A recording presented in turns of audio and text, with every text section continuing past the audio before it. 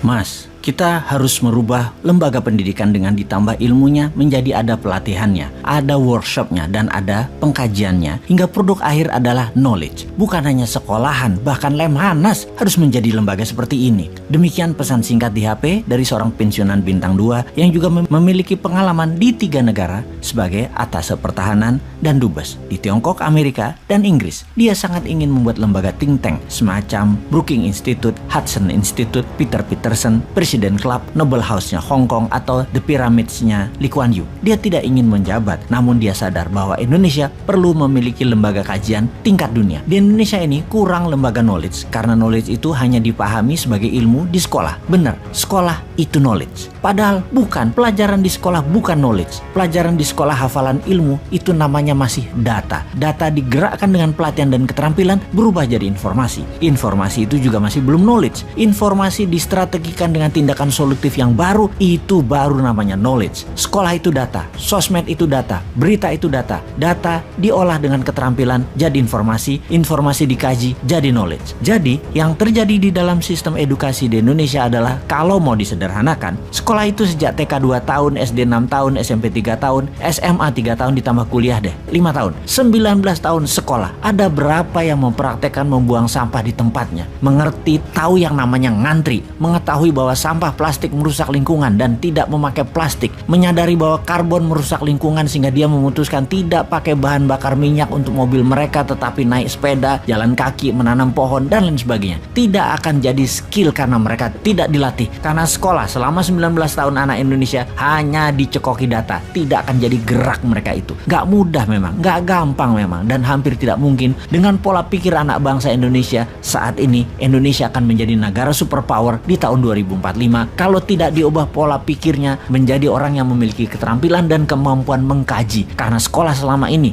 hanya bikin murid hafal data. 77 tahun Indonesia merdeka, pendidikan hanya hafalan data. Sampai saat ini bahkan sistem pendidikannya juga masih pakai sistem nilai, sehingga ketika dewasa yang dikejar hanya nilai dan hidupnya selalu menilai orang lain. Semua dinilai, semua ada angkanya. Bisakah dilakukan sistem pendidikan tanpa nilai dan tanpa PR seperti di negara paling bahagia di dunia, yaitu negara-negara Nordik seperti Swedia, Finlandia, yang semuanya bukan sistem angka penilaiannya, tapi kejujuran dan kata hati atau konsain. Kapan Indonesia menerapkan sistem edukasi berdasarkan kata hati, tindakan, dan pengkajian telaah masalah dengan critical thinking, berilmu? Harus new mind memang yang bertindak nih. Kita buktikan sekarang. Kita melihat sisi pejabat yang sedang berkuasa. Lebih gampang melihat tindak tanduk perilaku mereka karena mereka adalah yang membuat rakyat seperti saat ini, yaitu apatis, tak berhati, dan tidak kritis solutif. Itu ya karena regulasi yang pejabat buat, karena kebijakan yang pejabat buat, dan karena contoh perilaku pejabat-pejabatnya yang didiamkan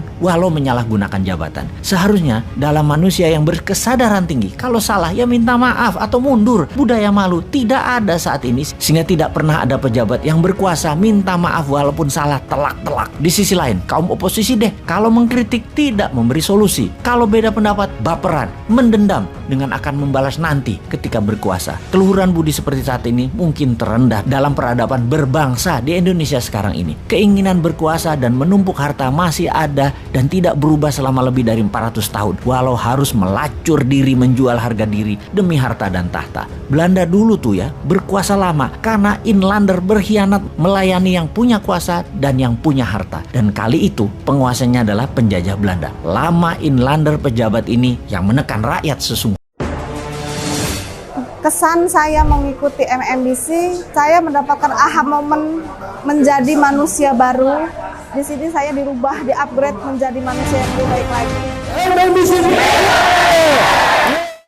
Sungguh, bukan Belanda yang menekan rakyat. Orang Belanda mah sedikit di tanah air kita. Yang banyak para abdi dalam, penjajah, penjilat yang diberi jabatan, yang memeras rakyatnya sendiri untuk kepentingan Belanda. Sungguh, yang menekan rakyatnya ya pejabat putra bangsa yang tidak nasionalis, yang menjadi babu Belanda, yang membodohi rakyat selama ratusan tahun. Lalu, zaman setelah kemerdekaan, negara asing masih bercokol, namun kemasannya berbeda. Atas nama HAM, atas nama demokrasi, atas nama keuangan dunia, Amerika itu mencengkram Indonesia dan pejabatnya zaman Soeharto Soeharto hingga zaman SBY seakan menjadi agennya Amerika. Lalu saat ini pejabatnya miring ke Tiongkok dan menjadi agen kemakmuran dan pelaksana kendali negara Tiongkok. Ada yang memungkiri hal ini saat ini? Masih tidak melihat kita dikangkangi penjajah yang dikemas berbeda, namun intinya sama. Indonesia tidak berdaulat dengan menggunakan kaki tangan putra bangsa yang gila harta untuk memeras dan menjajah bangsanya sendiri. Mau dikaji lebih dalam hal ini ya? Oke, siapa individu yang mumpuni untuk mengkaji hal ini? Mana kelompok yang mumpuni untuk mengkaji hal ini? Mana lembaga yang mengkaji hal ini? National Council di Indonesia itu tidak ada. Manusia kritis bersolusi di Indonesia itu dibungkam. Ya sudah, Anda dimanapun sahabat, sekarang yang mengkajinya. Ini semua demi Indonesia baru,